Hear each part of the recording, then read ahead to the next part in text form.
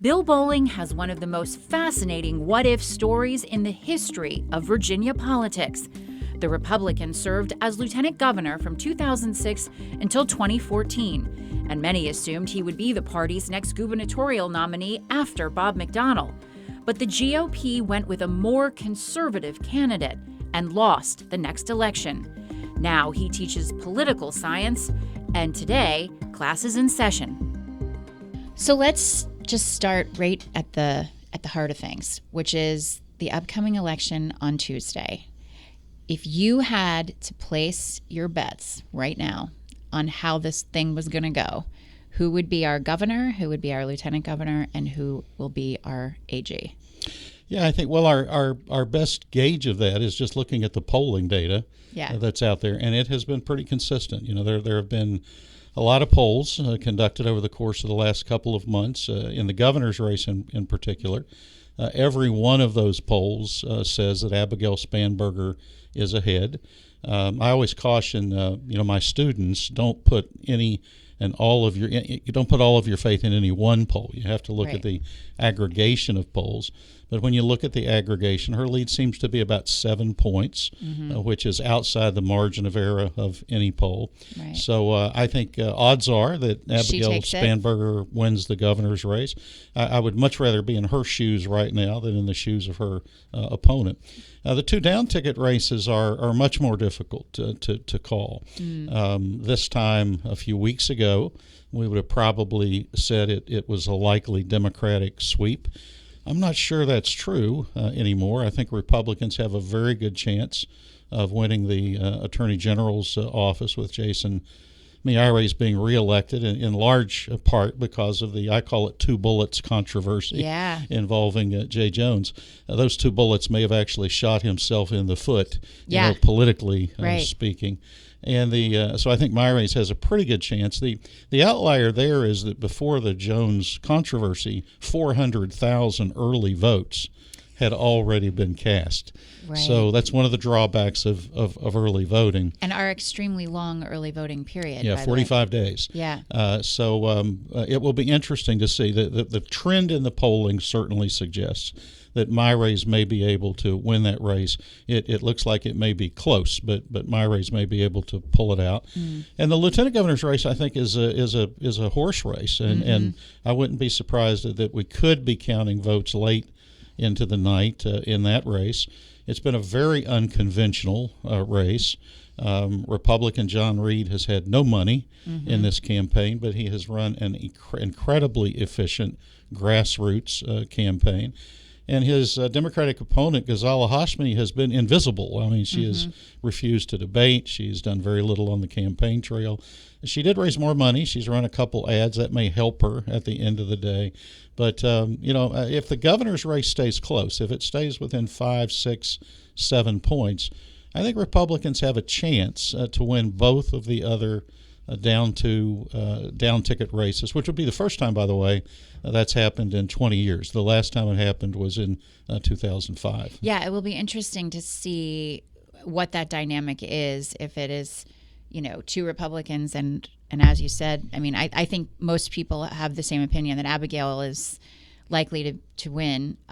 So would it be two Republicans beneath a Democratic governor, or would it be, two Democrats and then a Republican AG? And both scenarios have happened before. If you go back to 1993, you had George Allen as governor, Jim Gilmore as attorney general, both Republicans, but you had Don Beyer, a Democrat, as lieutenant governor. And then in 2005, you had Tim Kaine, who was governor, and myself and Bob McDonnell, both Republicans, were lieutenant governor and attorney general. So we have had these split tickets before, but they haven't happened in about 20 years. So we could see that. We could see that again on Election Day. I have a question before I have many more questions about your thoughts on these races, but I just wonder what it's like to be the lieutenant governor as a Republican for a Democrat as the governor. When you were working under Tim Kaine, do you feel like you still have influence? You still have the ability to get some things done? Or is everything sort of like, I don't know. Do you feel like you sort of have your hands tied because you have this big impediment over top of you who is your boss? Well, you're on the outside looking in. There's no doubt about that. In Governor Kaine's case, Tim Kaine and I were good friends before we were elected in 2005. We both kind of grew up on Metro Richmond politics, Tim in the city of Richmond and myself in Hanover County. So I remember the day after the election in 2005, Tim called me on the phone and he said, look, we have to figure out how we're going to make this work. And he said, let's get together, let's have lunch, let's talk about it. Yeah. And we did. And we came away from that luncheon with two principles in mind. Number one, when we disagree without being disagreeable. Mm-hmm. And we did that for the most part. And number two, we'd focus on things that united us and not on things that divided us. So we actually got along pretty well in those 4 years, but it's because we had a history together. Right. On the other hand, if you're a lieutenant governor with a governor that you really don't know, that you don't have a history with, you're locked out. That governor's not going to involve you in any aspect of their administration. Right. But look, then again, we've had governors and lieutenant governors of the same party where the lieutenant governor was locked out. Right. And, so now my second term as lieutenant governor, I served with a very good friend and fellow Republican, Bob McDonnell. And I think during that 4 years, I was probably the most active lieutenant governor in the history of the state. I was a member of the governor's cabinet. The governor tasked me with the role of serving as the state's chief jobs creation officer, overseeing all of our economic development programs across numerous state agencies. He often joked and said he had made me the busiest lieutenant governor in the country, and I think that was true. It was pretty much a full-time job for me during those 4 years. So also probably training you for the role of governor, because he probably assumed that would have been your next job. Well, that was the plan, but plans don't always work out the way that you want them to. Wrench in there. We'll talk about that later. But that's interesting. I've always wondered, from somebody who's lived through it, what it is like to basically, have this huge political job, but you have the person, your boss, is of a different party. Yeah, I think the likelihood is if John Reed becomes lieutenant governor and Abigail Spanberger is governor, Reed will be on the outside looking in. Mm-hmm. He will have to set his own agenda. He'll have to chart his own course for 4 years, and that's a very challenging thing to do. Yeah. In terms of how this, we were talking before we got started about how unusual this election cycle has been, and sort of disjointed. Early on, we had sort of Youngkin calling for John Reed to step out of this race based on some online accounts he found inappropriate. There was definitely a distance between the other two candidates and John Reed for a time. I think at some point they started appearing together, but it was very late in the game. And now we have a situation where on election night, none of the GOP candidates will be even in the same city, which seems totally disjointed to me. Does that strike you as odd that they are going to be doing that? Yeah, I'm not sure we've ever seen that before, frankly. I know in 2005, when I was elected to my first term as lieutenant governor, 2009, we were all three Republican candidates were together here in Richmond on election night, waiting on the results to come in. So I was with you. We were at the Marriott. At the Marriott, we were. Yeah. It's good memory. Yeah. But I'm not sure I remembered that we were at the Marriott. But good memory. To have candidates in different cities is unusual, and I understand a lot of the same thing may be happening on the Democratic side as well. But if you look at this election, there were early stressors without question in the Republican Party. Between the governor and John Reed, between Winsome Earl Sears and John Reed. I think those have largely passed at this point in time, but clearly there's probably still some vestiges of that. And ironically, it was the Democrats who were criticizing Republicans over the summer of not having a united ticket. Right. And now it's the Democrats that do not have a united ticket. The October surprise that threw their ticket into chaos. And so both parties have been a bit in turmoil. As we head into the week before election, A lot of the things that we normally see, we will not see. The Republican ticket, we always did a fly around of the whole state the weekend before the election, all three candidates on a plane appearing at joint rallies all across the state together. We'll probably not see that. Yeah. Same thing on the Democratic side. We'll probably not see that. So it has been an unusual election year in many regards.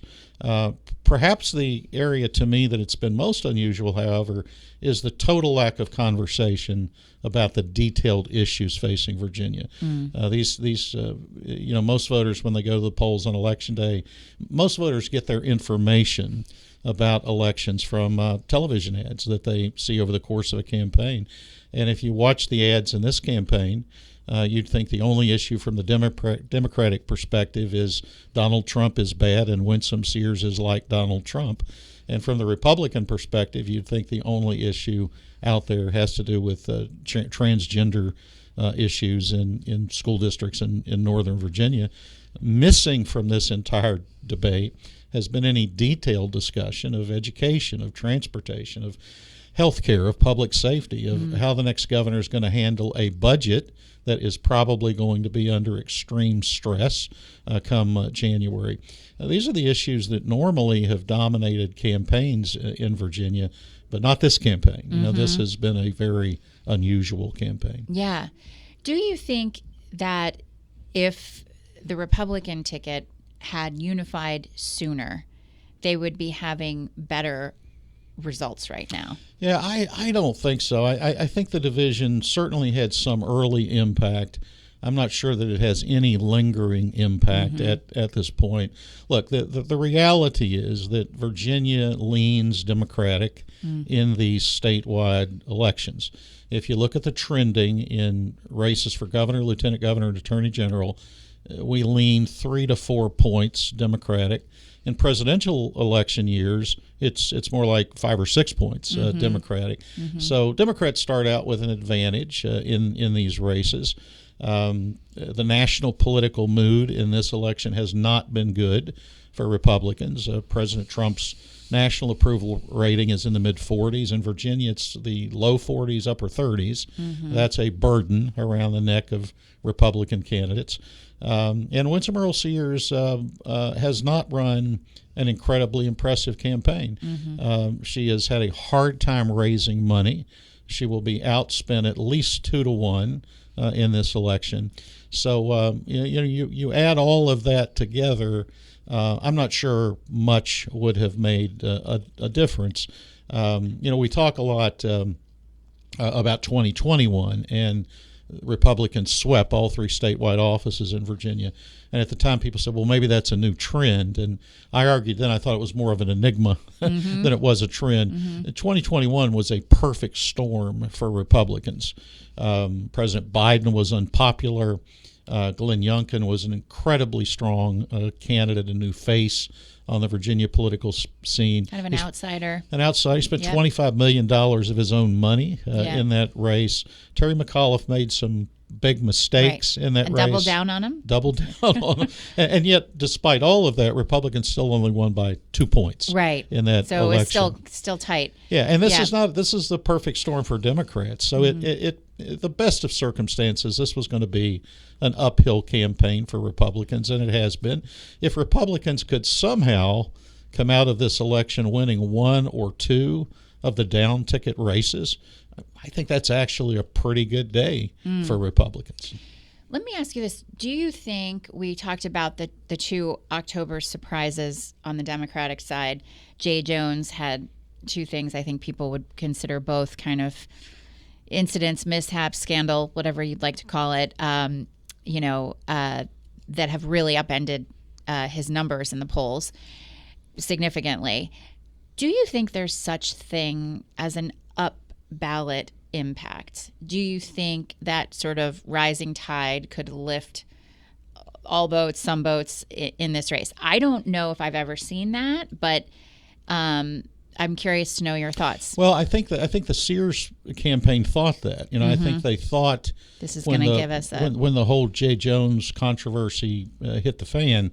I think they thought that's going to hurt Abigail Spanberger. Yeah, there is no evidence that it hurt Abigail Spanberger. I think it seriously hurt Jay Jones, but there's no evidence that it hurt the top of the ticket. It just didn't translate over. The Sears campaign seized on it pretty quickly. They started running ads, a couple different ads, trying to get it to translate to Spanberger, but it just never did. There sometimes are top of the ticket coattails downward, but there's very seldom. There's very seldom the reverse. I think Republicans were hoping for that, but it just hasn't happened. I do think there are a lot of Democrats out there right now, though, kicking themselves in the butt, saying, I wish we would have nominated Shannon Taylor, because had they nominated Shannon Taylor, she would probably be ahead in that race by a fairly significant margin. Interesting.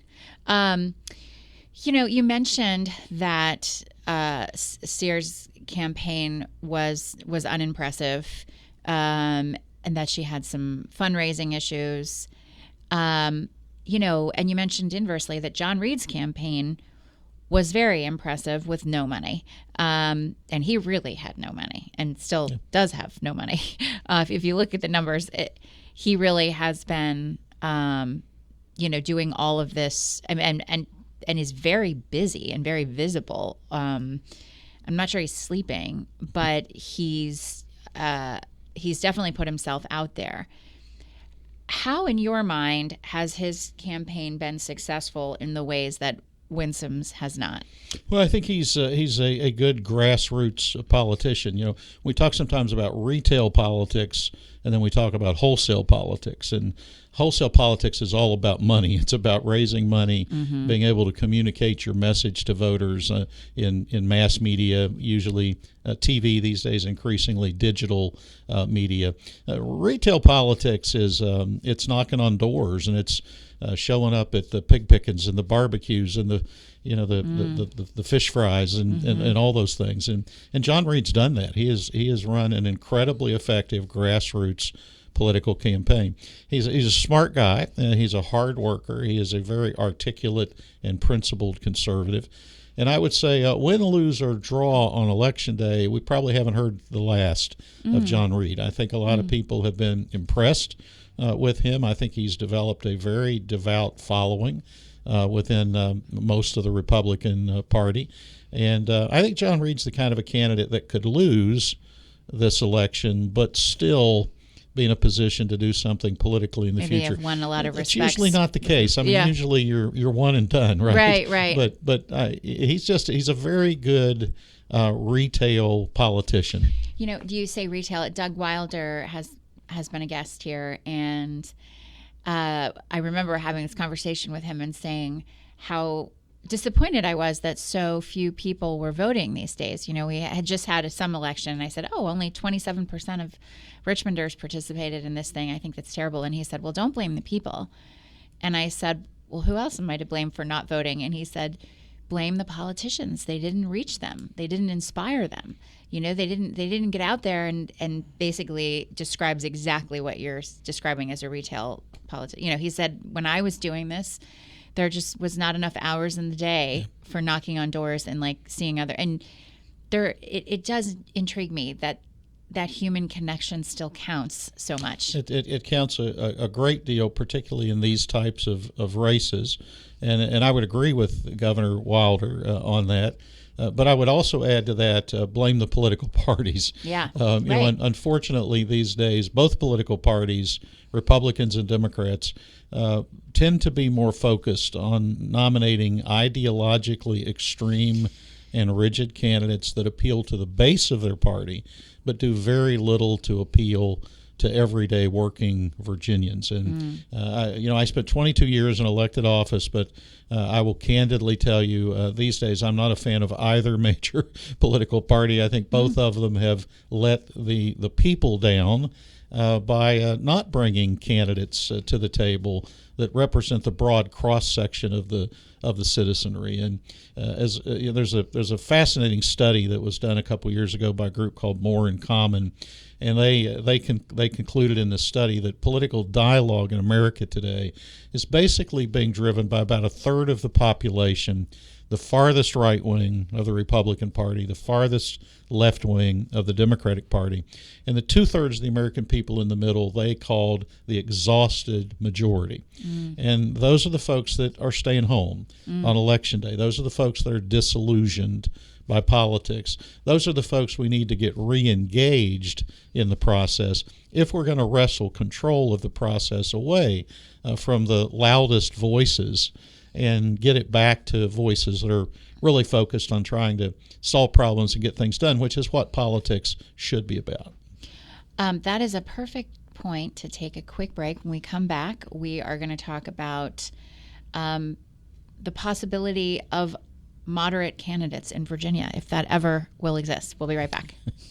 If you're enjoying Untold, like and subscribe on YouTube. You can also rate and follow us on Apple, Spotify, or wherever you get your podcasts. Well, I think, you have been known as a true moderate Republican in Virginia, somebody who, really gained respect on both sides of the aisle, as you described in your relationship with Tim Kaine.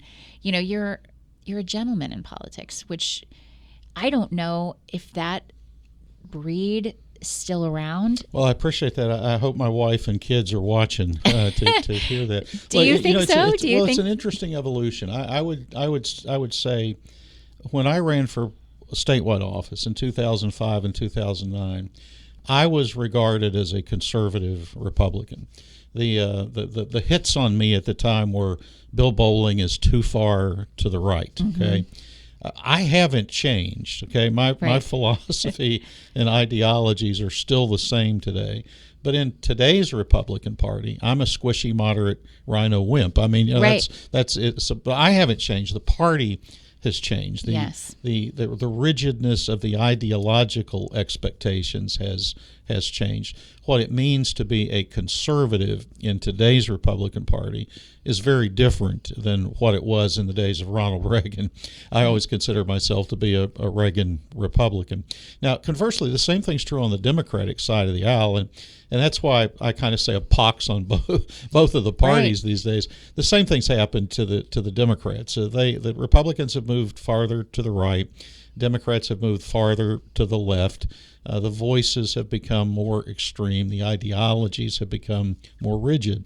And look, the truth is the founders who, gosh, were a lot smarter than any of us. The founders who put this republic form of government together designed it in such a way that it only works if people are willing to compromise, if people are willing to search out consensus on the important issues of the day. The founders, of all the things they feared most, they feared what they called the tyranny of the majority. They wanted to force policy to the middle, to the center. They fought for what they believed in, but at the end of the day, they believed government needs to encourage people to look for where the circles on important issues intersect. We've totally lost that in today's political environment. So parties are nominating more extreme candidates in election districts that are, for the most part, non-competitive. Those candidates get elected. And then when they go off to serve in Washington or Richmond or the local courthouse, the chasm that separates them is deeper and wider. So we're living in one of the most politically polarized times in American history. But not only is this a politically polarized time, it is a time of what I call pernicious political polarization. There's a bite. Well, that was my question. I mean, I can certainly, take all of your points on how both parties have moved to the fringe and gotten more extreme and more divisive. All of that, and I think your point about the conservative today versus the conservative when you were in office is very different. I totally understand all of that. I guess my question is more about integrity and just decency and, okay, we don't agree, but, can we find a way to, as you just, again, I'm going to go back to that anecdote with Tim Kaine. You guys sat down, you had lunch, and you said, look, we got to work this out. We got to work this out. So I think my despair in all of it is anyone willing to work it out when they are on opposite sides anymore. It sure doesn't seem that way, does it? I mean, look, I think there are still a lot of good, decent people who seek and serve in public office. I've developed a good friendship with a guy named Tom Patterson, who is the Bradley Professor of Government in the Kennedy School for Government at Harvard. And Tom wrote a book called We the People. It's a book I use in courses that I teach these days in Intro to American Government. He coined a phrase, and I love this phrase. He said, the problem with American politics today is that too many of our elected officials have become what he calls single-minded seekers of re-election. And I just, that phrase to me hits this nail on the head. We elect people to public office who want to make a career of it. They want to make a life of it. Again, many of them serve in states that are non-competitive, in congressional districts that are non-competitive. They don't have to worry about winning an election in November. If they're in an overwhelmingly Republican district, an overwhelmingly Democratic district, what they have to worry about is being challenged by somebody from within their own party. So the Republicans walk in lockstep with the farthest right wing of their party. The Democrats walk in lockstep with the farthest left wing of their party. The focus isn't on the good of the country. The focus isn't on solving problems and getting things done. The focus is on perpetuating their own political survival and the power of their political party. George Washington, when he served as president of the United States, 1788 and 1792, he was neither a Republican or a Democrat. There were no political parties at the time. When Washington left office in his farewell address to Congress in 1796, Washington warned them against political parties, which were starting to form then. And there's a great quote from Washington where he said, look, no matter, and I'm paraphrasing, he said, look, no matter how well-intentioned political parties may be, they will inevitably become potent engines through which cunning men try to subvert democracy for themselves and the power of the party. And Washington was a smart guy. He hit that nail on the head. So, the challenge we have today, I think, is with political parties. It is with the dominance of both political parties by more extreme voices. Certainly, a lot of that is added to by partisan political gerrymandering. By a media bias. There's so much. I mean, we could do a whole show, right, just talking about that kind of stuff. But it leaves us in a precarious place, I think, as a republic. There's a lot of open discussion today about is democracy, American-style democracy, at risk today? And, I'm optimistic. I think we've survived periods of polarization before. I think we can do it again. But it is going to take the vast majority of the American people becoming more enlightened and more engaged and more involved and wresting control of this process away from the most extreme voices. Kind of going back to the beginning of things, right? Yeah, I mean, I think it's interesting hearing you talk about this polarizing situation given your experience in 2013. I think at that point, as you said, you were being called not conservative enough by some, and then had a very conservative AG who sort of jumped the line and decided to run for governor. And I was hoping you wouldn't remind me of all that. I'm sorry, I have to. But in that particular instance, he lost, right? I mean, he did jump the line. He did get the nomination, but Virginia didn't go for it, and so, I mean, I suppose you could say on the other side of that, Terry McAuliffe was super liberal, to the same extreme. But when I hear you talk about seizing power and putting oneself ahead of the good of the party, that scenario has to come to mind, right? I mean, well, it has to. It does. I mean, I'm the kind of a guy that normally says things work out for a purpose, the way they're supposed to work out. Right. Certainly my own political career did not end in 2013 the way I wanted it to. looking back on it now and then looking at what came after that, that may have all been for the best. I'm somewhat philosophical about that. But my warnings at the time to my fellow Republicans were that, I saw Virginia, I saw a changing face in Virginia in 2013.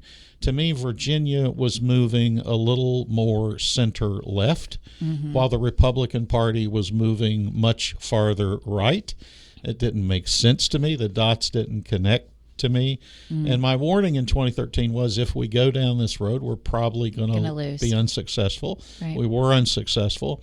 And then we were unsuccessful for a long time after that.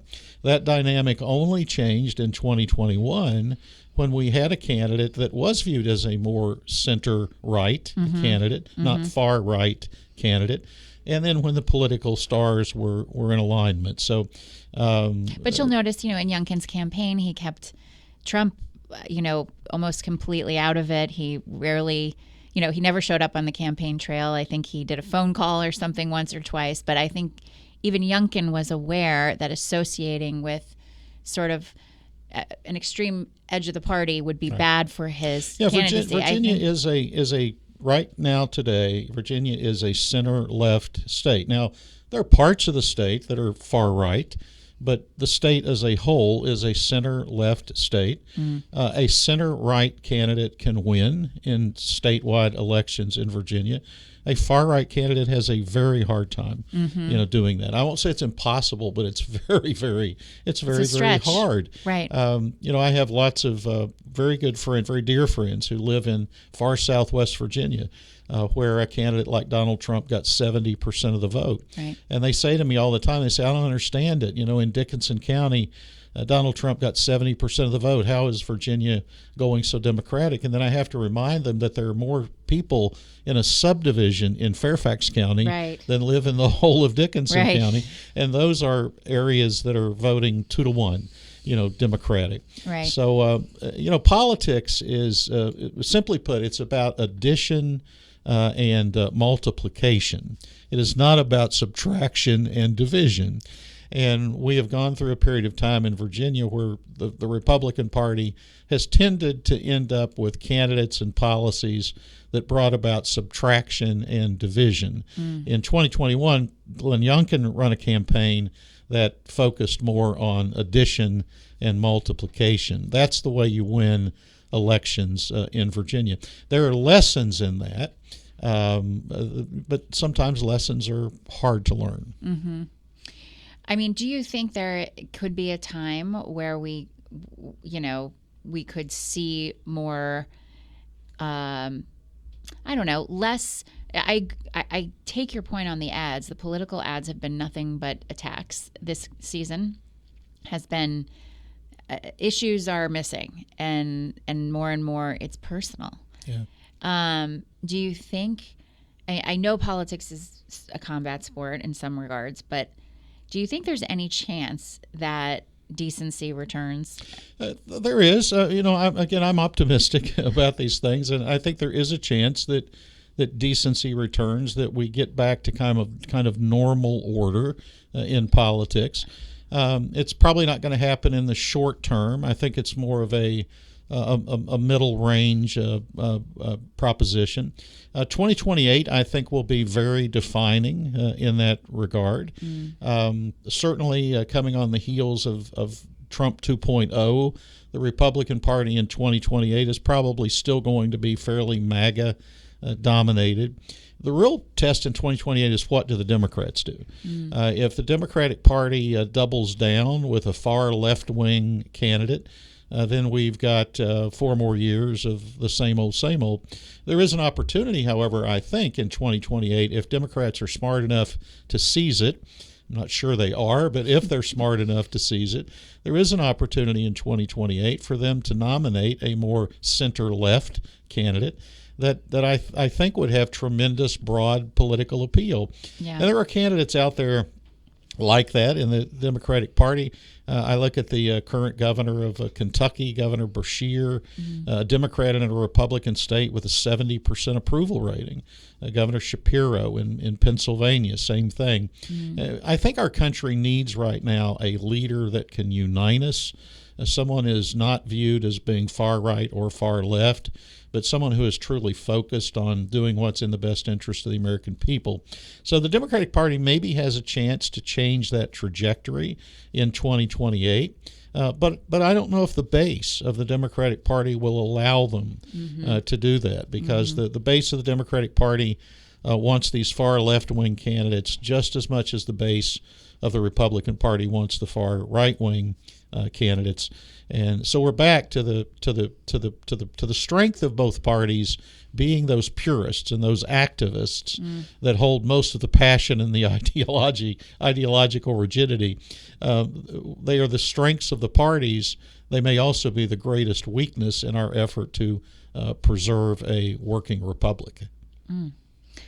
Well, another great, I can't top that. So another great spot to take a break. We're going to take a quick break, and when we come back, we're going to talk about you and your life and what you're up to, and how things are going outside of, well, I don't want to say outside of politics. You're still involved, but we'll get into it in a second. If you're enjoying Untold, like and subscribe on YouTube. You can also rate and follow us on Apple, Spotify, or wherever you get your podcasts. Okay, so you are teaching these days and teaching politics. And how is that for you? Yeah, it's great. I tell my friends who are still in politics all the time, fear not, there is life on the other side of politics. And it's actually pretty good. So, when my term as lieutenant governor ended in 2014, I went back to our business. We had a large insurance brokerage operation here in Richmond. I ran that business for 5 years, and then I was at a point in my life where I knew I was either going to retire running the business, or if I was ever going to do something different, I was at the point in my life where I needed to do something different. And I'd always wanted to teach. I just always had a passion for teaching. So I've had this incredible opportunity now for the last 8 years to do that. And I love it. I love every day that I'm teaching in the classroom or teaching online. I've settled into a nice little pattern of teaching a couple courses a semester at the Schar School of Policy and Government at George Mason University, and then usually teach one course or two a semester at VCU here in Richmond. I have a series of 5 different courses that I teach on a rotational basis, and I love the academic environment. I love the freedom that it gives me to. I tell folks I'm an equal opportunity offender, these days when it comes to political parties. Right. But I love talking with these young students about how government is supposed to work. And when you think about it, most of the students that I'm teaching were maybe born in 2005, 2006 or 7. They've never known government that worked the way it was supposed to work. And I remember when government worked. I remember the 1980s when we had a very conservative president, Ronald Reagan, my own personal political hero, a very liberal Democratic Speaker of the House named Tip O'Neill. But those 2 old Irish guys could sit down over a beer or other libation in the Rose Garden at the White House and work out the nation's problems. Government worked. Politics worked. But young people today have never experienced that. So, I'm just honored to have the chance to be in the classroom, be able to talk to them about the fact that politics done right can be a good thing. Government done right can serve a good purpose. And try to, I'm very candid to them saying, look, my generation's done a pretty good job screwing this all up.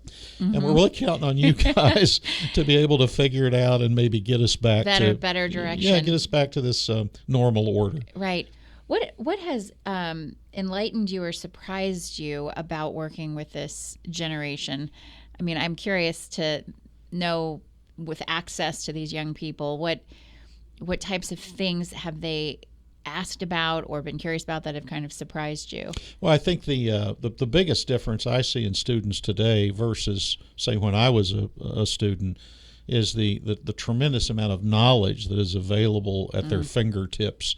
And I try to explain to them, when I graduated from college, I had never turned on a computer. Right. I typed my term papers on a typewriter.